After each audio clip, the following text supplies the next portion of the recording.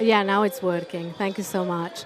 So, hello everyone. We have a lovely entertainment from the pavilion next to us, which is lovely, from I think indigenous peoples, but brings everything, like all the different feelings of everyone that is attending this COP and these pavilions, more interconnected, maybe too much, but we're going to work with that.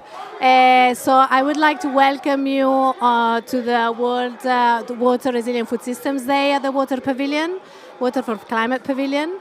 This is a set of events that we constructed together with the FAO. We started last week with the Resilience Hub, a dialogue with countries, between countries and stakeholders. We build on that, and this morning we had a closed meeting in consultation with various countries. We had 12 countries in the room, mainly from Global South. So it was a great moment to interact with those countries and listen to their challenges. We then went through the intergenerational dialogue that brought youth at the center, and we are now starting the event on solutions. So I think that gives you also a perspective of how we designed these days.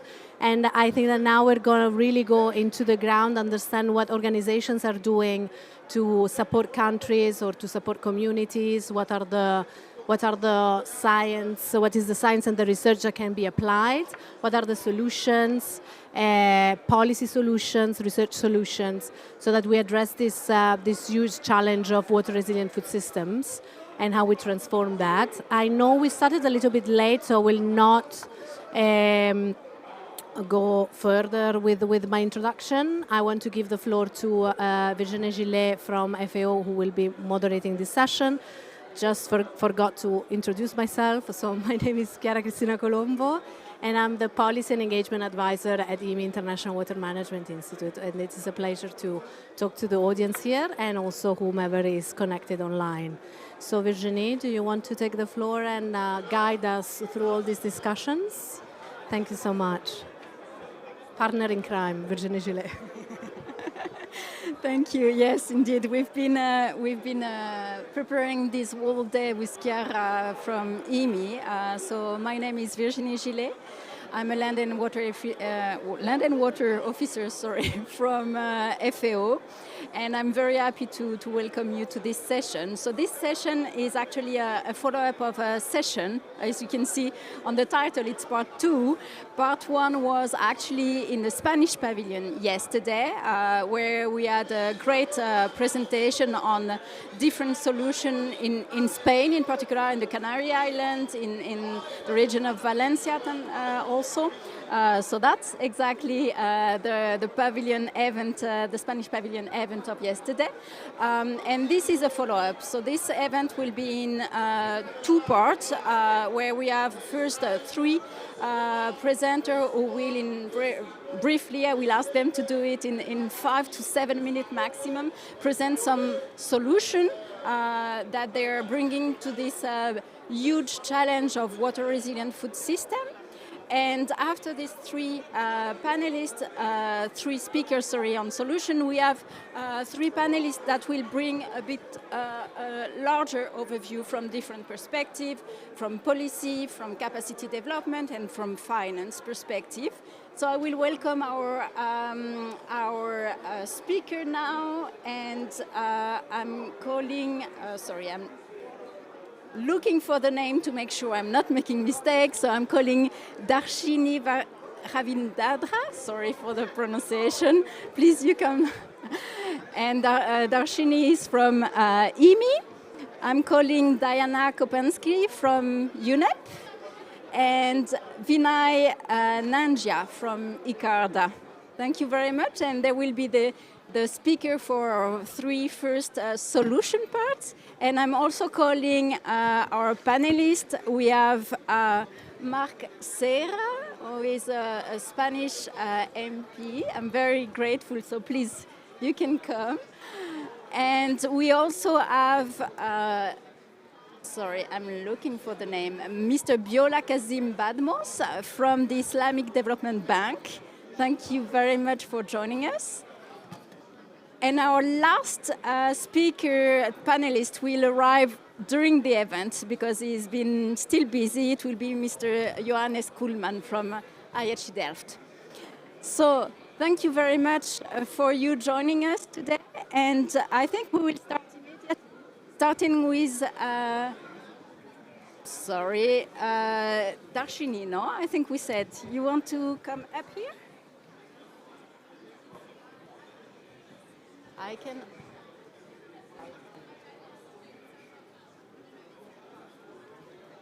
Okay.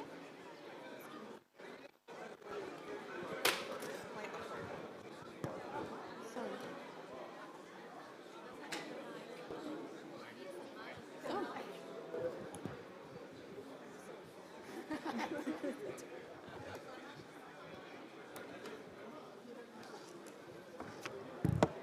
All right. Hi, everyone. Thank you so much for having me. Thank you, Virginie, for the introduction. I'm Dr. Darshini Ravindranath. I'm a senior researcher at the International Water Management Institute, IMI. I'm going to quickly talk a little bit about some of the solutions that we work on at IMI, specifically with policymakers. If you can, do I have access? All right. Thank you. As we all know, water and food security are central to the climate crisis. These are the sort of 5 wicked water problems that as we say at IMI, that should keep us all up at night. Hunger, water insecurity, climate risks, poverty exclusion, uncertainty, and ecosystem breakdown. We all know this, so I'm not going to talk about it in too much detail. But through the water resilient food systems that Virginie just introduced, we're looking to better support countries to integrate water and agriculture into countries' NDCs, NAPs, and other national climate strategies. It's a crucial step in elevating water-food nexus into climate discussions. And to do so, we need to showcase to policymakers tools, projects, programs that they need to invest in and that work on the ground for farmers. Here I'm going to present some of sort of the top hits or successes that IMI have had in food and water management systems that have struck a chord with policymakers and policy planning while supporting communities from the bottom up. So obviously at IMI we look at things through the lens of water, but essentially these solutions are very much at the heart of mitigating solutions from sort of the water, energy, food nexus. So mitigating water risks, overcoming global inequalities, and managing water sustainably. So on mitigating water risks, particularly those that are on the rise, extreme weather events, unseasonal rain, droughts, floods, communities already understand the risks that they face. No one knows the value of water more than someone who walks miles to fetch it every day. But there's a need to better quantify and demonstrate the risks to policymakers and implementers and ensure that communities are better prepared for increasing risks they face in their water and energy food systems. For instance, we have digital models and databases where we work to better understand and communicate drought and flood risks to communities. IMI is working in Sri Lanka, for instance, with local partners, building sustainable groundwater management strategies. In Rewater, MENA, in the MENA region, we work with local governments to resolve past management bottlenecks. These include looking at cultural barriers, institutional barriers, among others. We work on anticipatory action, early warning, early action, early finance, promoting, working with governments and communities to better communicate these and findings from this.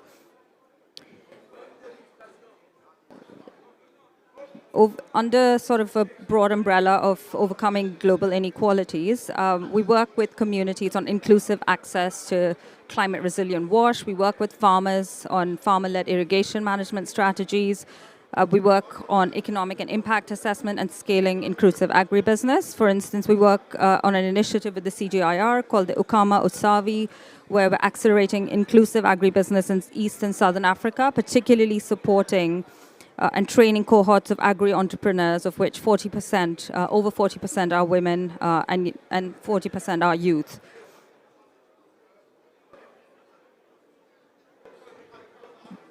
So in managing water sustainably through improved water data availability and access and institutional capacity, the project aims to look at, for instance, we work on projects like Devasa, and with the FAO, we work on WAPR, and all of these projects look at improved data availability for communities, accessibility and institutional capacity, building capacities of governments while working with communities from the bottom up. And all of these databases are publicly accessible, and local implementers have been trained on using them adequately. So in conclusion, I think just want to say that integrated management is crucial for managing the complexity of water basin management. Our approaches should focus on inclusion, bringing in communities, bringing in governments, working with implementers. And the crux of this is creating and fostering a strong enabling environment and through multi-stakeholder engagement. All right, thank you. Thank you very much, Darshini. Thank you very much, Darshini. It was very interesting to have this large array of solutions from EMI also on water security for food security. Now I give the floor to Diana. Please, I leave space here. And Diana will discuss about wastewater as a climate solution. Thank you, Diana. Thank you so much. It's a pleasure to be here, and great to also have an online audience. I think that's a really wonderful thing that we have through the process of these engagements. We actually have a broader audience that really needs to come into the room. Whether that be virtually or in person, we're really happy to have that audience here. My name is Diana Kopansky, and I'm working with the UN Environment Program. And I honestly really welcome this subject, especially in this space, because we often have this discussion unnoticed. It's either under the ag frame or this frame, but not broadly under the climate frame. And I think that, you know, if we're going to transition toward a 1.5 future, we need to make sure that water resilient food systems, water ecosystems, and the work that we do together is absolutely essential. And we've been missing some of these really low-hanging fruits, which is indeed water ecosystems, but also wastewater. It's been 1 year since the groundbreaking partnership on building water resilient food systems, which was launched in COP28 in Dubai. But besides the undeniable correlation between water and food systems, many international discussions on food systems in the context of climate change have overlooked the central role of water. It also includes the element of wastewater. Earlier this year, though, we celebrated the adoption of the ambitious Universal Resolution on Water at the 6th UN Environment Assembly, and tomorrow we will see the COP29 presidency launch the Baku Dialogue on Water for Climate Action. These are very important signals and very important steps toward bringing water to the heart of climate solutions. But when we think of wastewater, most things go to our mind, right? We had World Toilet Day the other day, but wastewater goes beyond the black water, and it also goes beyond the gray kitchen water and bathing water. It includes urban runoff. It also includes agricultural, horticultural, and aquacultural effluent and runoff. And I think that that's also when people think of wastewater, they only think in that one sort of self-centered way, but actually there's a big opportunity lost if we don't look at it in the context of agriculture and runoff and urbanization. So when we as UNEP talk about supporting countries and non-state actors to better integrate water and food systems management in national climate plans, we also talk about wastewater, and we know many other partners do as well. Our voices just need to become louder and more connected, so this is why the water the Water for Climate Pavilion is so important, but also this connection on the food, energy, water, and ecosystems nexus.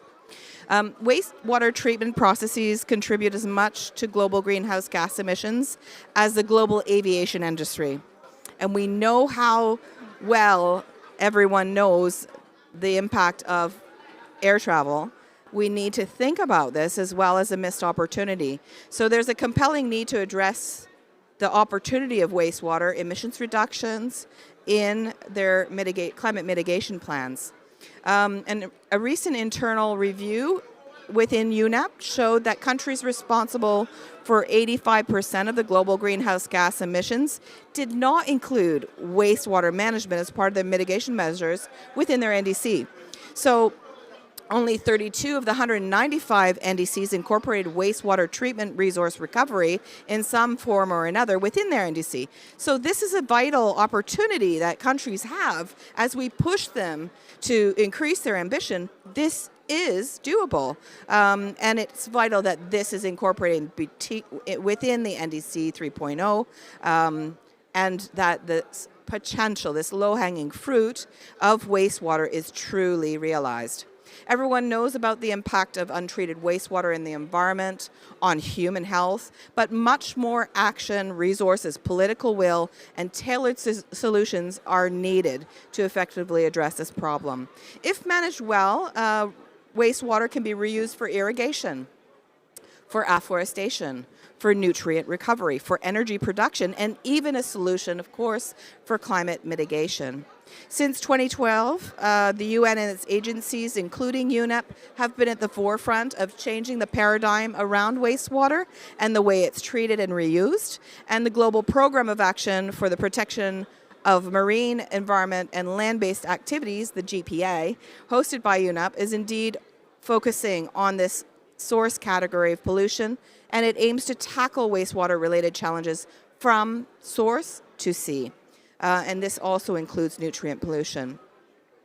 UNEP also, amongst the other partnerships and initiatives we host two critical global multi-stakeholder platforms, the Global Wastewater Initiative and the Global Partnership on Nutrient Management. And these are dynamic partnerships, great resources, and if you're not in touch with them, please do reach out and we can put you in touch with them, as well as the assets that they produce. We also know that the water-food nexus is complex. We had an event actually yesterday with the COP presidency on the food, energy, water, and ecosystems nexus. I think we need to bring that package together. It's not just about food and water, but actually broadly in the context of the other drivers of degradation. And so addressing wastewater is not only a vital part of the water climate nexus, but it connects across the SDGs and also the global biodiversity goals. And even if we don't see the wastewater or the word water in a lot of the climate negotiations or the agenda, it's there. We know water's invisible. You can see through it, but it is everywhere. It's trickled through. So let's also be creative, ambitious, and own that space for water, for wastewater. It's there, and we don't necessarily need to see that word water everywhere. We know what it means when we take action for ecosystems and we take action for recycling wastewater. So we have a number of innovative solutions which you can access online or through this discussion. We definitely feel like this is a great collaboration, but we will only get there if we start to be creative and ambitious about the wastewater problem. Thanks. Thank you, Diana, and thank you for managing to continue your presentation over the great party that is going on around. Thank you very much. And we're now on for our third presentation, third solution from Vinay from ICARDA. Do you want to come here? Vinay will discuss the sustainable food production. Sorry. Thank you so much for that introduction. Happy to be here. Thanks to the organizers for inviting ICARDA here. ICARDA is the CGIAR center that specializes in dry land agriculture. So everything that we do is always under the water constraint environment. So in all our activities, all our innovations are towards stretching that water to the extent possible and deriving maximum benefit out of it, whether it's economic benefit, whether it's social benefits, job creation, but how can you take this water constraint environment and derive maximum value out of it is what I'll be trying to present here. But before I go that far, I just want to set the scene by just showing to you a report that has recently come out by the FAO, suggesting what could be the alternative pathways to 2050. Where are the low-hanging fruits? Where are the opportunities?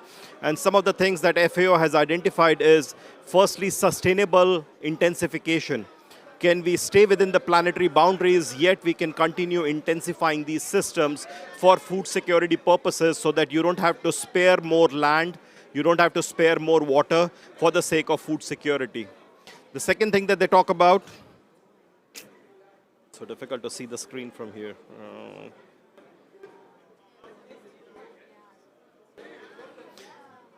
The second thing they talk about is the land degradation. How can we continue producing food, continue practicing agriculture, yet not have degradation of land and water resources further? Yeah, but what I see here and what I see there is different. So anyway, I'll continue. And then this land sharing versus land sparing. Like, do you want to take up all your land and water resources for the sake of human needs and requirements and food security, or do you want to be doing a land sparing so that you intensify in a small area and leave the rest for nature? And all this comes at a cost. So where is the investments going to be coming? And who's going to be investing in these systems? So these are some of the alternative pathways that FAO is indicating. And I just want to give you some examples of how ICARDA is taking these concepts of what the breakthrough report talks about, what this report talks about, or the just transition in agriculture talks about, and taking these principles into consideration and developing different solutions. So here's one that we are developing and introducing in partnership with MIT in a USAID-funded project, which is called the ultra-low energy drip irrigation systems. Typically, you need about 1 bar pressure to operate drip irrigation systems, but these operate at 0.15 bar pressure. 85% less energy is needed to push the water through these systems. And when you need less energy, you need a small pump and a very small solar panel to run this system. And we are trying to make these available to farmers who have access to water, but they are off-grid, and they're using polluting diesel pumps, etc., trying to run their systems, and that's not very beneficial to them. So bring in smallholder farmers, trying to move them towards cash crops and water-saving technologies using this kind of an innovation, which also reduces the greenhouse gas emissions compared to a diesel-powered pump by almost 64%. Now, the problem with this innovation is that you can reduce the cost of energy, but if the farmer continues to over-apply water, it still doesn't serve the purpose. So you have drip irrigation, but you're still applying too much water. So here's another solution that we have introduced, which is a controller. What it does is, using machine learning on a daily time step, it tries to forecast the weather. It runs the aquacrop model to forecast the requirement for water in coming days. It looks at water available in your reservoir and how much is the battery charged. And then by optimizing the energy, the water, and the crop that you're trying to grow, you are trying to optimize this nexus between water, energy, and food, and trying to apply the right amount of water at the right time to the crop so that you're not over or under irrigating. And that way we have tried to increase the yields as well as improve the water productivity by reducing the amount of water needed for agriculture. Now, we have also taken innovations to the Gulf countries, where you have only sand and sun and lots of salinity. And here we have introduced the hydroponic systems, where we have discovered that when you are having a greenhouse system for crop production, you need not use air conditioning to cool down the whole structure. All that you need to do is have natural ventilation and cool down the root zone. You just apply the cold water in the root zone of these plants, and that's good enough to have profitable agriculture. By introducing solar-powered root zone cooling system and coupling with the MIT drippers, we have reduced the need for energy and water by 90%. Here's another innovation. What we have discovered is that most people talk about desalination of seawater, but usually the farmer is inland. He's not located on the beach. he needs water inlands, and he usually has brackish groundwater that he's dealing with. So we are introducing a new kind of new kind of water desalination technique. It's not reverse osmosis, it's the electrodialysis technique, which produces 40% less brine, requires 50% less energy, and that way you can desalinate brackish groundwater for a farmer, and he can use it for cash crop production. Also, we are trying to help the extension agents and progressive farmers by having some handheld devices for on-the-spot diagnostics. So just like a doctor carries a stethoscope or a blood pressure measuring device, we offer these small devices to the extension agents for on-the-spot diagnostics. If your crop is water stressed, nutrient stressed, how much is your crop NPK, etc., so that the extension agent can give you a demand-driven personalized advice to you and not just a blanket advisory. So on the top left is a scientist taking a picture of a canopy, and using the thermal camera, he can see how much is the air temperature versus the leaf temperature. And based on this temperature difference, we have derived relationships to say how much is the water stress to the plant. So we have Green Seeker for content, tells you nitrogen stress. And a smartphone application that embrace digital twinning and so many different.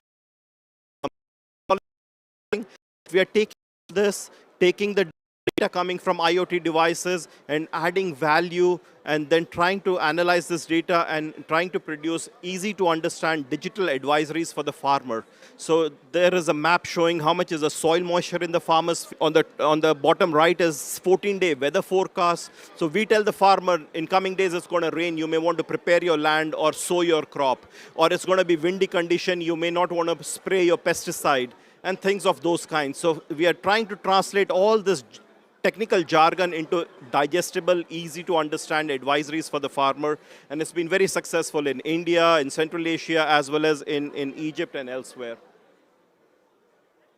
Also, we have noticed that we have already been doing carbon farming. We were just not calling it carbon farming, and farmer was unable to get carbon credit for the works that they have been doing. For example, farmers have been practicing conservation agriculture for a really long time. They retain this residue cover to cover the surface area so that you don't lose the precious soil moisture. They have already been doing rotation systems, so cereal followed by food legumes, so that you have biological nitrogen fixation. So farmers have been doing this, and we have been trying to measure and capture the carbon that is being sequestered from these systems, so that you can have added benefit of adopting these systems. And we are also trying to move away from inorganic fertilizers to bring in biochar, compost, and other means of reducing the environmental footprint of agriculture, and try to derive maximum value from that water that is available. Finally, in partnership with FAO, we maintain a network of eddy covariance flux towers across the Middle East, North Africa. So at every 15-minute interval, we actually provide gold standard measured ET data loss, the water loss per every 15 minutes from different locations across these countries. And these data sets are open access, freely available, using which people are validating their remote sensing products, they're making their own smartphone applications, doing water accounting, and several other applications. We are also doing scale-appropriate mechanization, so trying to bring in these machines that are meant for developing countries, for smallholder farmers, to bring in efficiency gains. And we have seen that because of these kind of machines, the farmer is able to produce their land in a timely manner. At the same time, they are able to improve their water productivity because the yields go up and the requirement for water has been continuously coming down. So these are pictures from Egypt of raised bed planters. We have been doing rainwater harvesting to bridge the demand water supply and water demand gap. Okay, then I'll just go straight to the last thing that we have introduced very recently is the agrovoltaic systems. So in the Middle East, North Africa, we have a lot of solar power which is going untapped. So what we are doing is installing these solar panels, and in the shade of these solar panels, we are trying to grow some shade-loving crops like spices, aromatic plants, flowers, etc. And when the farmer is not growing crop, when he is not harvesting a crop, he is harvesting energy, and he is plugged to the grid, and he can sell this energy as an alternate source of livelihood. So this, I think, was my last innovation, and these are just the collaborators and donors that I want to acknowledge whose works I have presented. And with that, I'll stop talking, and thank you so much for the invitation. Thank you. Vinay?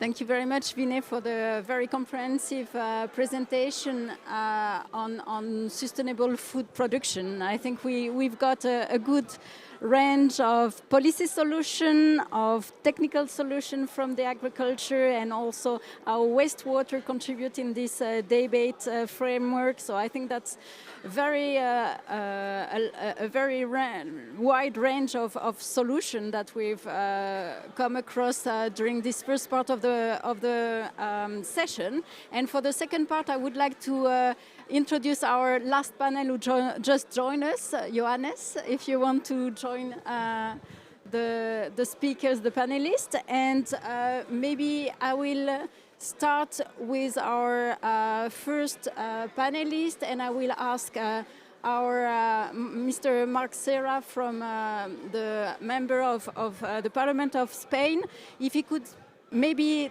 tell us about what's happening in Barcelona around the Pacto del Agua and how this that you're implementing in Barcelona can also help us as a success in the water resilient food system. Thank you very much. Thank you. Yeah. Good afternoon, everybody. Is working the microphone? Yeah. Okay, perfect. So, as she said, I'm from Barcelona, a Mediterranean city in Spain, a Mediterranean city that is similar to Valencia. Valencia is located just a few hundred kilometers to the south of Barcelona. Valencia, a city that suffered the devastating effects of floods last month. Floods that caused more than 200 deaths and 22,000 million euros of damage. So I send them all my love and solidarity. I wanted to start with this message. 2024, this year, will be remembered in Spain as the year of the devastating floods in Valencia, but also 2024 is the year of one of the biggest droughts in Barcelona, just some kilometers in the north. And we think that both are the sides of the same coin. More and more we are experiencing the consequences of the climate crisis closer to home, more frequently, and with more intensity. For many reasons in my country, now water has finally been placed at the center of the social and political debate. And one of the main citizen conclusions draw is, what is the point of being efficient in water consumption? Why reduce the domestic use and put pressure on families or use price policies that discourage water use? Why do the governments build desalination plants or dig new wells? Why invest in reclaimed water systems if after doing all of that, any large corporation that has enough money can consume all this water that, as a society, as citizens, we have preserved? European societies must agree on the priority uses we give to a resource as essential as water, because it does not seem reasonable that we continue to make intensive uses in industry, livestock, or agriculture, even in tourism or leisure, while the planet dries up and all the alarms lights on. And that is why the promotion of a water use pact is essential.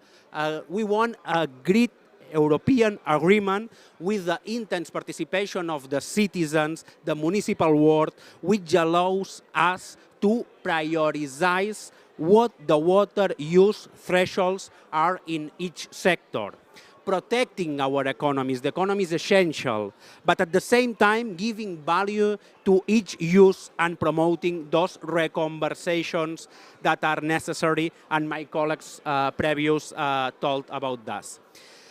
We need an European pact on water use that commits us to water as a common good, water as a right, protected from speculation, commoditation, and wars, at the disposal of life, health, and justice. A common good must be universal, freely accessible to citizens, but it must also be consciously regulated to abuse, waste, or unequal distribution. And this water use pact must avoid blaming families who consume more or less in Europe 12% of water. Do you know who consumes approximately 1 in 5 liters of water in Europe? Energy production, mainly nuclear and fuel power plants. And in our specific case, in Catalonia, in our region, do you know who drinks 75% of water? Agriculture and mainly livestock. So in my territory, in Catalonia, for example, we have 7.5 million of people, 23 million pigs are slaughtered every year. This means that we produce pork for about 5.5 times the population of Catalonia, meat that ends up being exported throughout the EU and a large part of the planet. We calculated the water footprint at a rate of 5,000 liters of water per kilo of pork we produce. This means that the pigs we produce and sell to Europe and the rest of the world, adding the water footprint of meat processing, are using 18,000 cubic hectares of water every year. That is the equivalent of all domestic consumption of the population in Catalonia for the next 55 years. Only 1 year, 55 years. And this is happening while we have an emergency alert due to drought. And there are many municipalities with severe restrictions on access to water, which have affected almost all sectors. So we think that it seems reasonable that we should put this on the table and collectively consider whether we can continue to use this water for the million of pigs that are exported by the EU. And it seems reasonable that we debate the data on waste caused by intensive tourism, for example, in our country, on water-intensive industries or on energy. And for this great European agreement in the form of a European Water Use Pact is urgent, and it must show the commitment in the budgets and the legal framework of each European administration. We think from the Commission to the smallest town hall. A commitment that is based in the conception of as water as a right that requires our protection and our determination with ourselves and with the future generations.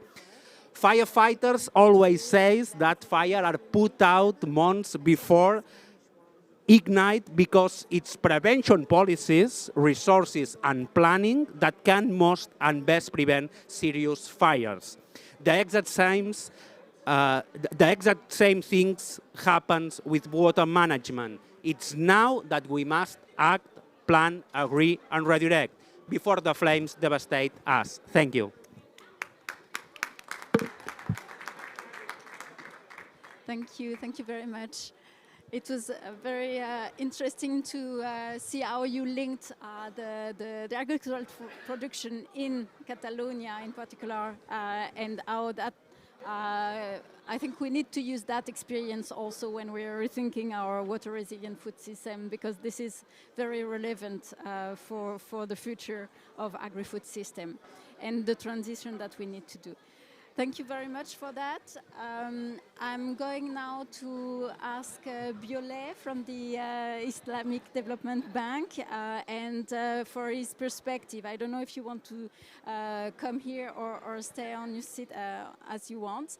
But the idea and the question for you would really be to have your perspective and try to understand how finance impacts this and how finance can help the transition towards water resilient food system. How do you see the Islamic Development Bank helping or being able to support this transition, and maybe what you are already doing toward this transition?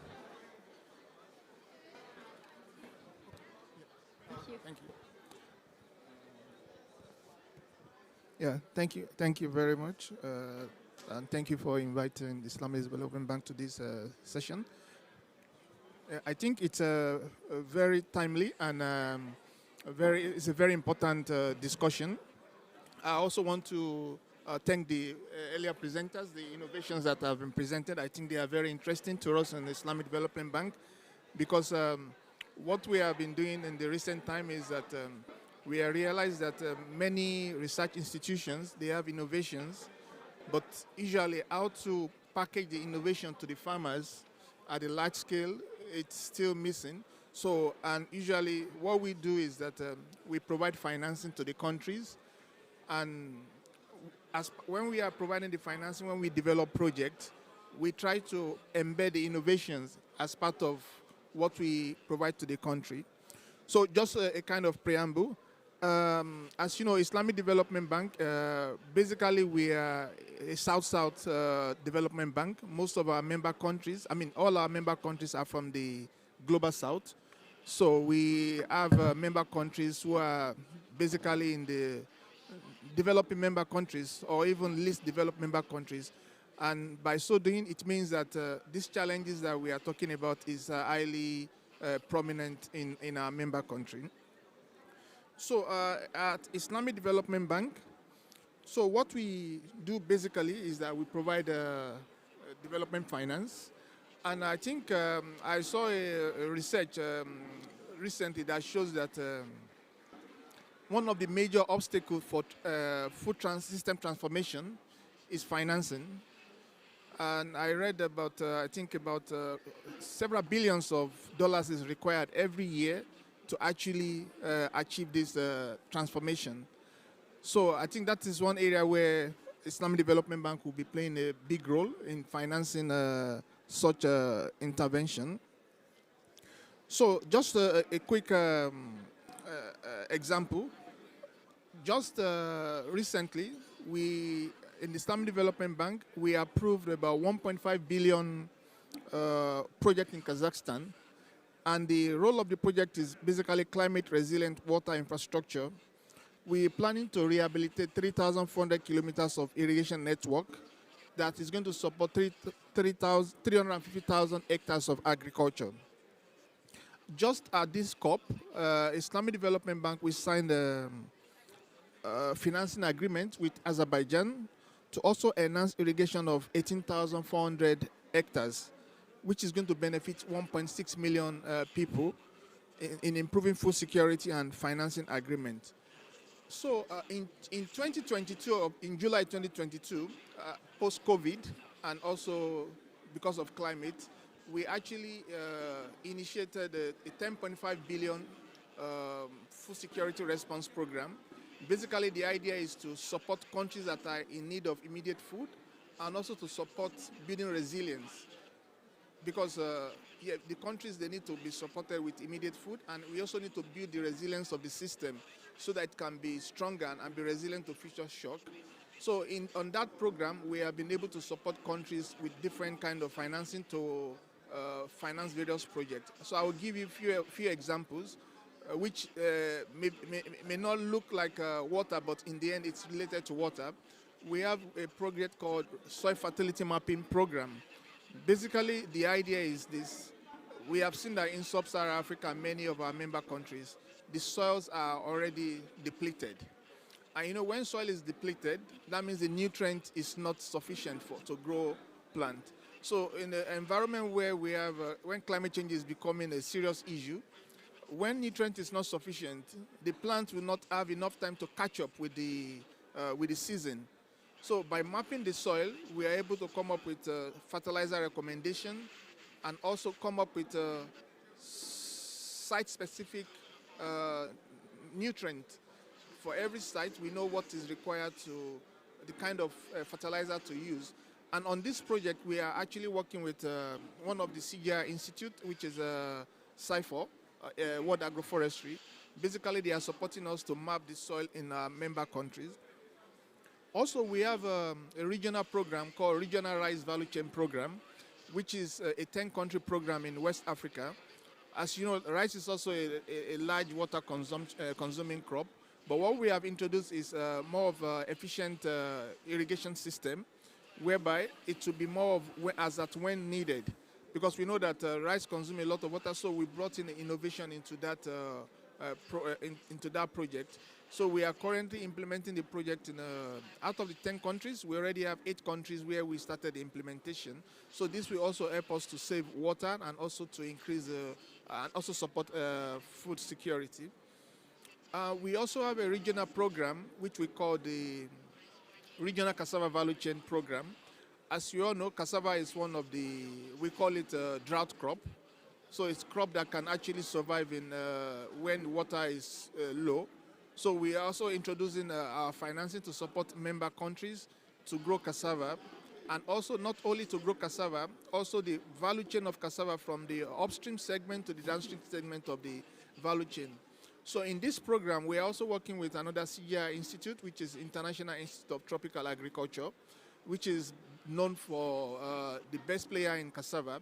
So you see, what we do in Islamic Development Bank is that we try to connect the innovation from the research institution, we put it into our financing, and we sell the product to the countries.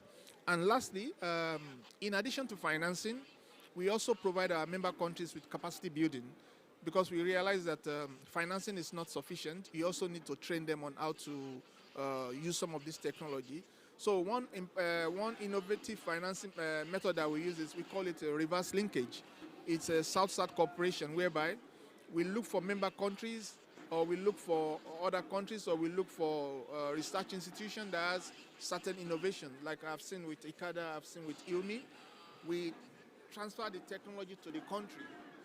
So by so doing, it also helps the country to be able to improve on their water management, improve on their food security. So as a whole, our financing is not just about financing, it's a knowledge-based financing. We introduce capacity building, and also we emphasize on the need to have partnership, because through partnership, we are able to do more to support our member country, and through partnership, we're able to connect the dots of science to development. Thank you very much.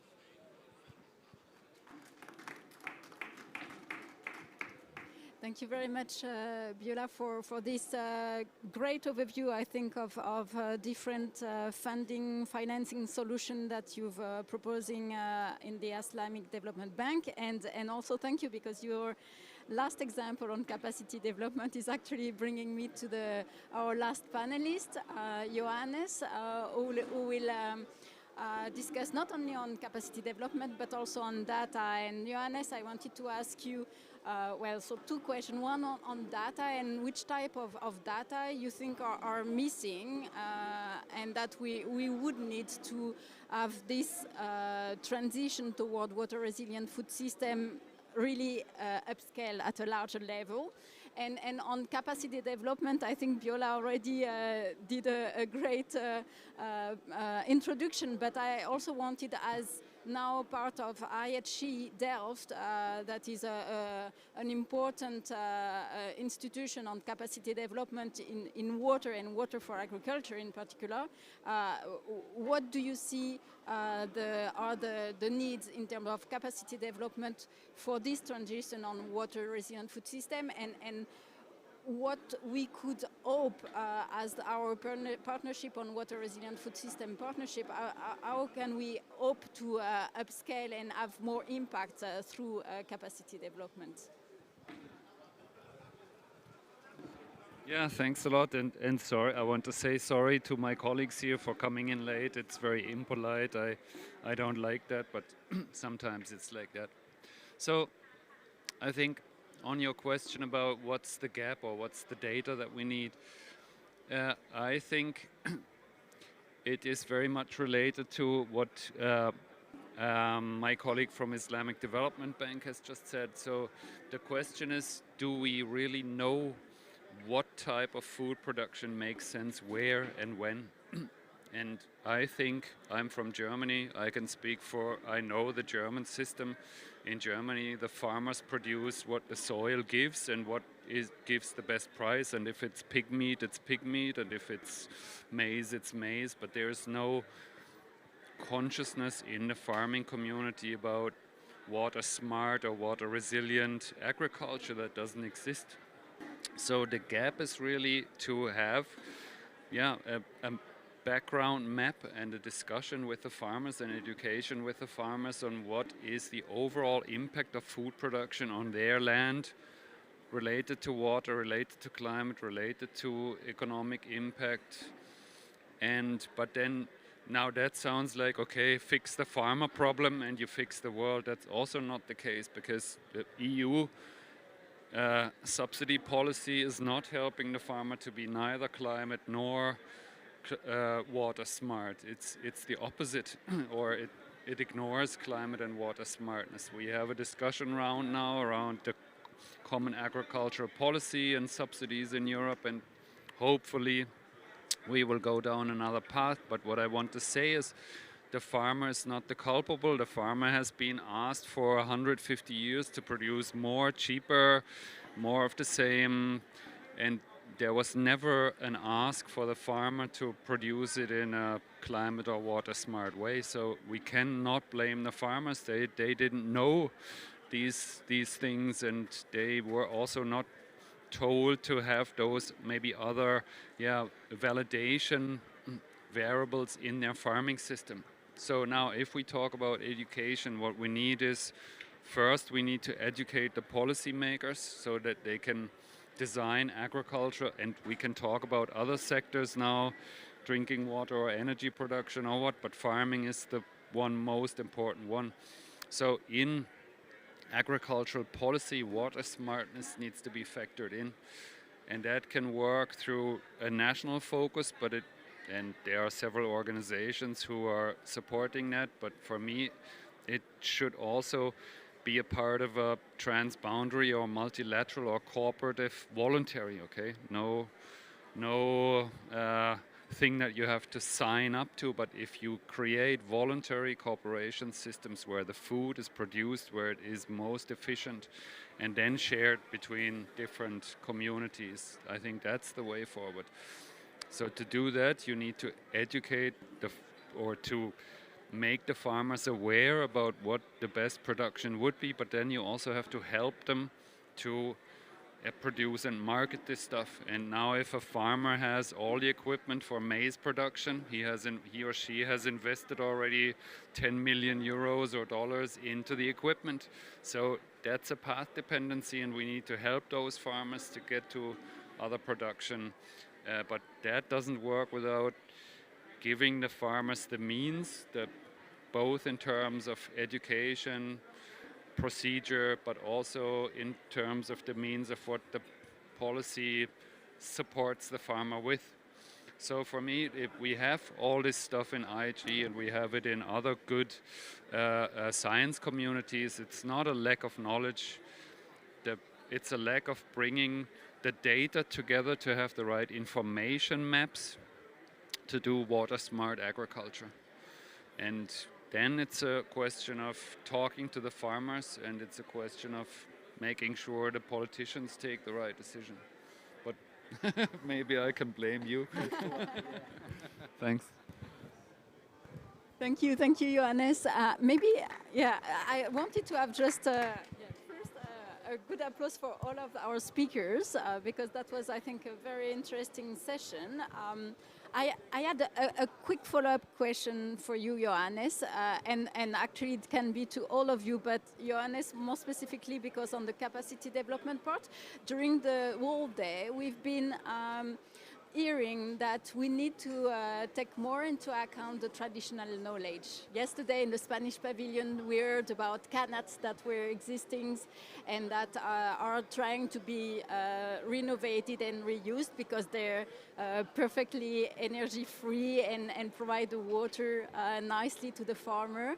And I'm wondering how, from a capacity development perspective, can you tell us how we can make sure we take that traditional knowledge, and if there are any inventory or anything that is already trying to map those different traditional knowledge that we have everywhere, and how we can bring that more maybe into our different trainings that we're doing all our different institutions. I'm sorry, I'm putting you on the spot on maybe a difficult question, and I would love to hear more from all of you also. Yeah, I think I've heard this discussion many times about the one repository of traditional or indigenous or old knowledge around farming or water, and I think it's still a valid discussion. I have not found anybody who said, yes, we will provide a home for this.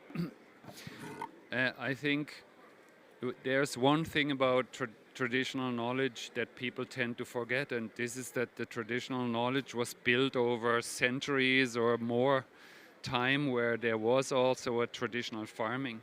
You cannot use traditional knowledge to manage a maize field or a chicken farm in the form that it exists now. So traditional knowledge can be the source of inspiration to redeploy an agricultural system that is more diverse, that is more resilient, that has more different aspects of biodiversity, climate smartness, water smartness, what you have. We should use that as the fountain or the source of knowledge to redesign those systems. But it is the same with forestry systems. We will not have, like, the primary forests are gone, and we will not have them back. So we need to think about how can we design the best possible, most eco-valuable, most water-smart new systems. And this is something that many people have a big problem with, but I think it's necessary. We need to engage in this discussion, and there again the indigenous knowledge can be the key starting point for discussing how these systems can look like. So my answer is yes, we need this, and if some organization or so says yes, we will provide the home for this thing, then I would be super happy. Thank you, Johannes, and I think Diana also wanted to react to my question. Thanks. I just did want to react to that question because Maybe I did it wrong. I can hear myself. Can you hear me? Yeah, sorry. Yeah, I wanted to react to the question because at the UN Environment Assembly earlier this year, we had actually 2 resolutions that were put forward. One was on cascaded systems, traditional knowledge of water and agriculture methods from Sri Lanka, and through the process of negotiations, that content of that very valuable resolution was brought into the overarching resolution on water. So there will be an effort by UNEP to help that process. We really are champions of South-South collaboration as well. And I think it's definitely contextual, but I think it's super important because, as we know, there is this pressure from investors, from banks, from private sectors. Package everything up and come with us. To come to us, that's a deal. But the poorest people are not packaged up as a deal.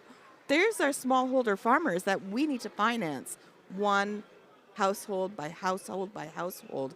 So we also have to, I understand the need for reducing transactional costs, right? We're forced into this, let's reduce transactional costs by pushing deals together. We put then the onus on communities, on others to take up the transaction costs, and these are the poorest people. So let's also look at mechanisms that can split it out, that actually can invest large scale, but individual farmer by farmer, and let's enable that. And I think that that's really what I want to see, and that's when the exchange of traditional knowledge really is powerful, because you can lift entire communities and individuals out of poverty, which is what we want to intend.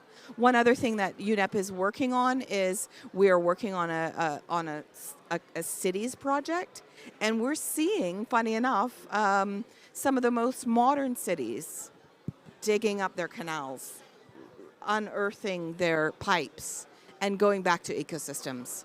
Because, for example, the city of Toronto has canalized a major river that runs straight down through the main city and into the Lake Ontario.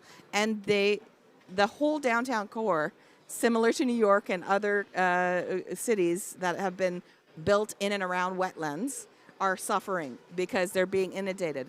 But what they're doing and what we're helping them do is actually to share this twinning between cities, cities that have experience and cities that need experience and knowledge.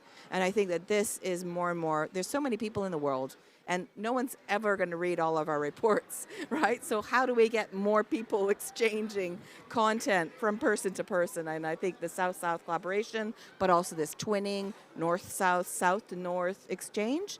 But also let's pressure the financiers and the bankers to invest in people. Thanks. Thank you, Diana. I don't know if any of the other speakers want to answer to the question on tradition, but otherwise I can ask maybe for a few words from you on what the takeaway message you want our audience to bring with them. And I will start with you because I know you have to leave very soon. Thank you, Virginia. No, very briefly, because I don't have time. I think that it's important the knowledge, the traditional knowledge, and maybe in Spanish, in Catalonia, the traditional knowledge is the traditional model. And the model of agriculture and livestock is not the big plants intensive, it's the extensive. So maybe we have to learn from the past, and the conclusion is that if we want to retransform to the ancient model of extensive agriculture and livestock, it's important that the administrations will be there and help more, with more resources. How can we do that from the city, no? Maybe the one initiative of the City Council of Barcelona could be interesting. The City Council of Barcelona have a network of public markets. So in the public markets that are municipal markets, municipal shops, we are working for the accommodation of the local farmers, for the accommodation of all this economic space that are transformation them with economic benefits for them to sell, not exporting thousands of kilometers far, sell near, no, in the local city. And yeah, for these were the two ideas that I want to share. Thank you. Thank you very much. And if you need to go, please, we all understand, I think, but I will still ask our other speaker if they have some final word as takeaway that we can bring with us. Yeah, thank you very much. I also want to thank the panelists. I think, I'm here as a financial institution, so we are there to make things work, especially when we need to scale up. So I would say takeaway is that I've seen a lot of beautiful innovations, like I said, from ICADA and IOMI. I think we'll be very happy to collaborate, and we'll also be happy to ensure that those innovations are scalable, and so that, because we operate at a large scale, we finance countries, so we're happy to have those innovations scalable, so that when there's opportunity to support a country, we can easily plug those innovations and play them on the field. Thank you very much. Thank you. I just wanted to add, Farmer, being a businessman, understands the benefits of adopting a technology or not doing it. So if we are developing technology in isolation from the farmer's perspective, we are missing the point. So if we can capture the demand coming from a demand partner and co-design that innovation that is meant for the end user who's kept in mind from the very beginning, there is an opportunity to bridge this divide between universities producing new science and farmer not taking it up. There's a big divide and a big gap between what the universities are offering or advanced research institutions are offering versus what the farmer is still practicing. And if we can go back to his indigenous way of doing things and trying to improve it and tweak it rather than superimposing something that is alien to him, probably he'll be better off as well as more familiar and comfortable adopting if we were to improve what he is doing rather than trying to bring something from outside that is alien to him. Thank you. Thank you. I think in addition to what everyone said, for these innovations to become truly scalable, to be able to finance them, I think it's really important to also work with policymakers. I think that's some of the innovations that I mentioned. I spoke about that, which is if you want to have this truly long-term sustainable change, to make sure that these innovations are communicated in a manner that is appealing to policymakers to want to pick up and incorporate into the policies, into NDC implementation, and to NAP implementation. I think that's really important as well. Great, thank you. Johannes, any final words? Or? Well, maybe I think ugly apples normally taste better than beautiful apples. And I think that's what the people forgot. So we need to work with the farmer community, but also with the consumer community to recreate this awareness. And it's yes, scaling innovation is one thing, but we need to also transform the culture that we live in. And I think if we can work with the farmers to give them a positive role in this transformation that we need, then that's my ideal situation. Yeah, I agree. I mean, they produce our food, so they just need to be proud of it. I definitely agree. Thank you very much to our dear speakers and panelists. I think it was a very, very interesting session. We had a lot of different challenging questions and a wide array of solutions presented. So I think that's very helpful for this transition towards a more resilient food system. Thank you very much for all that. Thank you. And we are actually moving in immediately to the summary of the day. So you can stay, don't have to leave. We are immediately starting. Yes, group picture, but you have to go. Oh, yes. Thank you everyone. Oh, sorry, I'm missing my headphones. Thank you. So we continue immediately with the final event of that day on water resilient food system.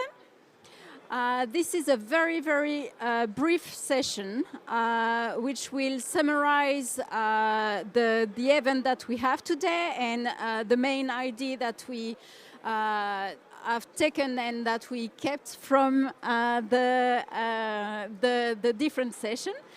So thank you very much, and I think I will start. Yes, we have two speakers during this session. We have exactly. Hello, Lifeng. Lifeng Li is my director at the Land and Water Division, and I'm very happy that he is joining us online because he could not join in person today this year the COP. And we have also Vidisha from IMI. The two of us will give us a bit their perspective also on water resilient food system. But first I will ask Vidisha to give us a brief summary of what happened during the day and the main takeaway messages. No, when you speak, it does it better without, yeah. Okay. Can he hear?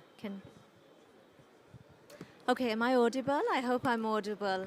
Thank you. Look, first of all, thank you very, very much. I want to shout out very quickly before we close to Virginie from FAO and to Chiara Colombo from IMI for really planning what was a fabulous day from beginning to end. And I think a quick round of applause for the two of them for pulling this together so well. Look, yes, Li Feng, a big, big round of applause from you. So for me, a couple of takeaways before we summarize what happened today. This partnership, the WRFS partnership, was launched a year ago. Really high-level excitement and energy, very senior levels of government came together in a closed-door dialogue at the end of COP last year and raised great ambition around the importance to this agenda of work. And I think what we've seen today in the way that the whole day was organized is testament to the importance of WRFS, water resilient food systems, but also the need for that action to extend beyond conferences and closed-door consultations into action. And we saw today with the solutions panel that we had at the very end, exactly that. So we started our day with a closed-door consultation, and this is a busy time at COP. We had 12 to 13 different countries from the global south, all of them taking time away from those negotiation discussions to spend 2 hours with us to this agenda. I think that in itself is a full stop to how important this agenda is for us, for the global south, and for us to now move beyond these conversations into action. Inspired from that session, we then went into an intergenerational consultation where we wanted to have some spice, some interest, we wanted to almost be like provocative in terms of having conversations in the room that were from a very diverse group of stakeholders, but also allowing people that don't normally have that opportunity to talk, to bring their perspectives to this space. So following on from that to the solutions, we've really gone the whole spectrum. I was so pleased personally, being an ex-banker myself, to have the Islamic Development Bank presenting here at the solution session. For me, what we've done today, across the day, we've discussed with all of the main partners and the stakeholders. We've prepared basically an outline for projects that can be picked up. So I am hoping my main takeaway from this session, from this day, is how we move forward. How do we now, when I come off this pedestal, we move forward to an actionable agenda that we can take forward that speaks to the priorities that were presented at the beginning of the day by our countries. So really well done to everyone. I'm looking forward to seeing this operationalized. I see great fervor, spirit and interest. And IMI, International Water Management Institute, is very much behind the knowledge and the solutions and the provision of that connection between water, food and land systems. So really want to again, together with FAO and the other partners that are behind this, looking at extending our support towards getting this now fully off the ground. Thank you.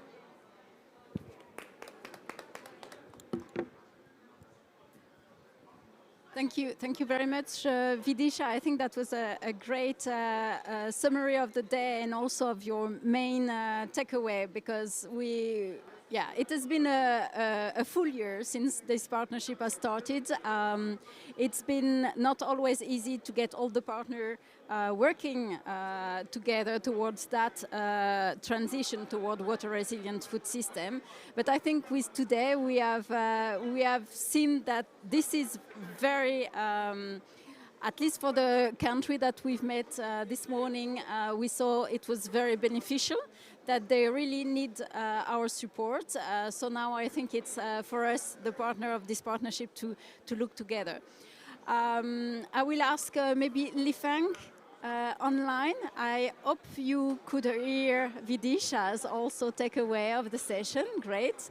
I see you're nodding. Maybe we can check if we can hear your voice. Can you speak just to try?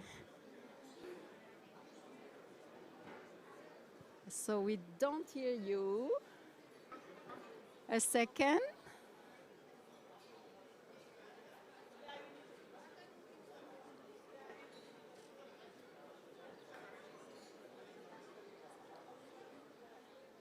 Can we try again, maybe?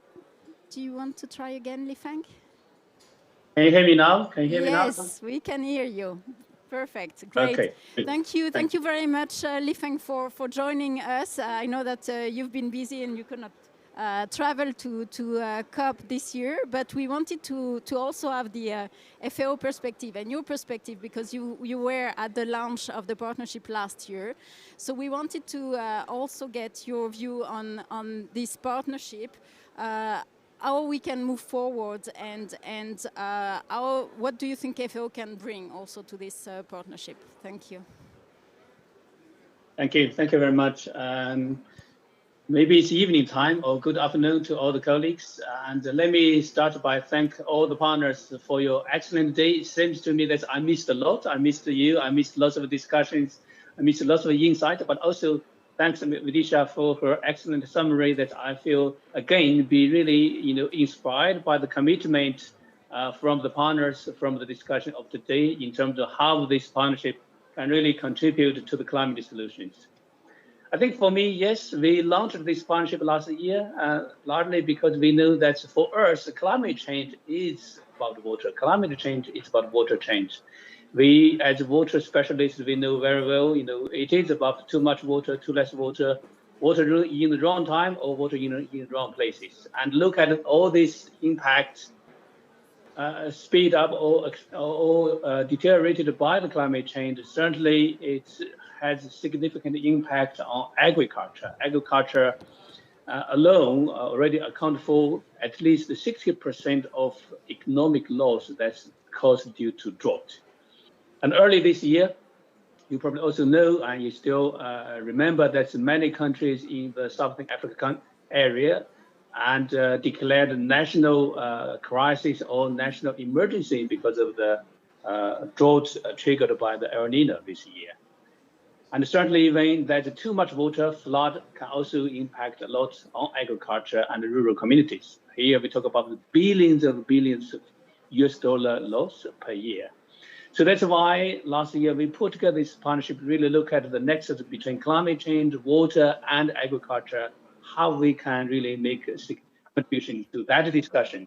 And certainly this has been moving along very well, recognizing that at the last COP in UAE, the recognition and the decision on the agri-food systems. I think that's the first time that's the climate COP to recognize the agriculture or agri-food sector as the priority, but also through the newly established loss and damage fund, I strongly believe that water should be the key priority area for the new fund to provide support. Certainly, there's no brainer. That's the objective of this partnership. It's really focused on, first foremost, really raise the political awareness on the nexus issues between climate, water, and agriculture.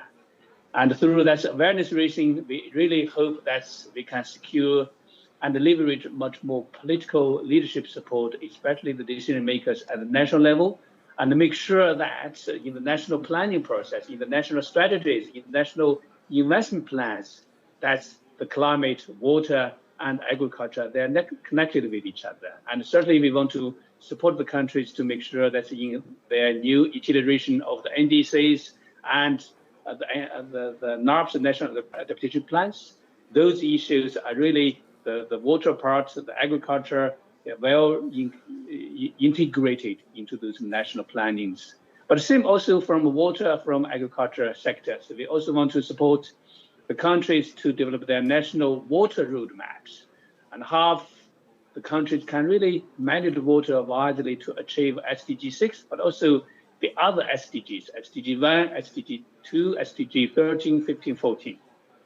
Similar for the agriculture sector, certainly the national pathways of food system transformation that's developed through the UN Food System Summit.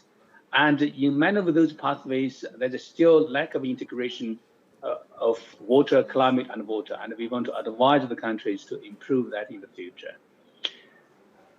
In addition to the policy setting, the strategies at the national level, we also want to work with the partners to develop and really implement the sustainable solutions on the ground, and look at how we can really develop much climate resilient and water resilient agriculture on the ground. Certainly, so far, the rainfed agriculture produces over 60% of food. But certainly that may not be the case in the future.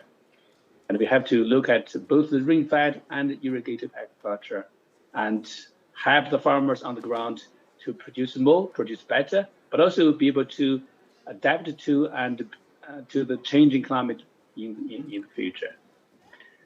And also we hope through this partnership, we can also develop knowledge, but also share the knowledge from both North and from the South, and the solutions that can be really scaled up in different places, in different countries.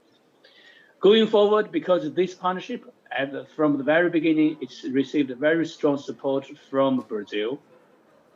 So that's why we look forward to strengthen the collaboration with the next COP host country, Brazil, at COP30, together with the UAE, together with Brazil, together with all the partners of this partnership.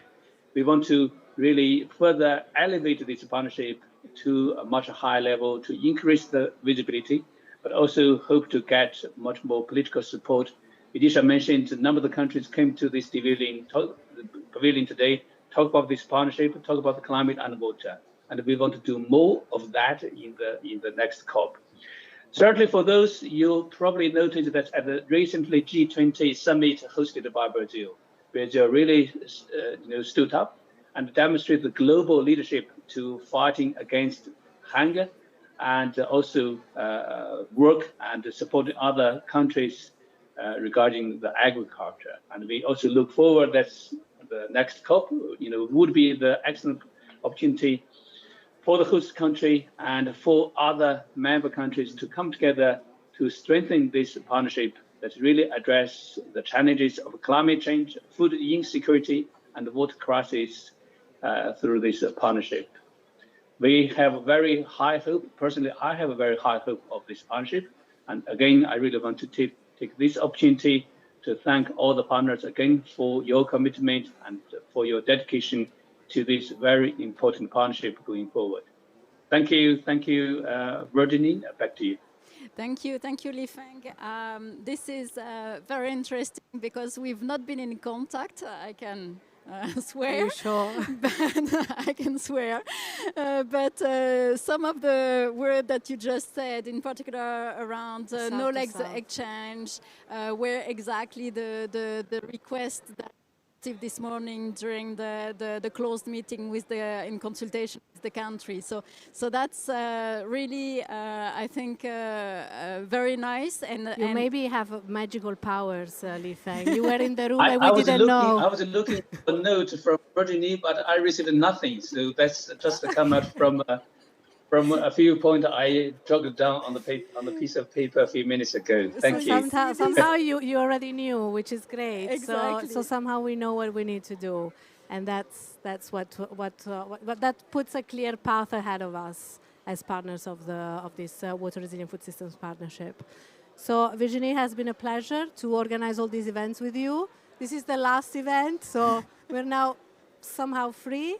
And this partnership with FAO, it's a great partnership, and I hope that we can build on it. And thank you, Chiara, because that whole day was really a great collaboration with IMI. So thank you very much. And thank you for the people in the audience, and thank you to the people that are connecting online. And for the Water for Climate the support of Ivan and all the technicians. Thank you so much.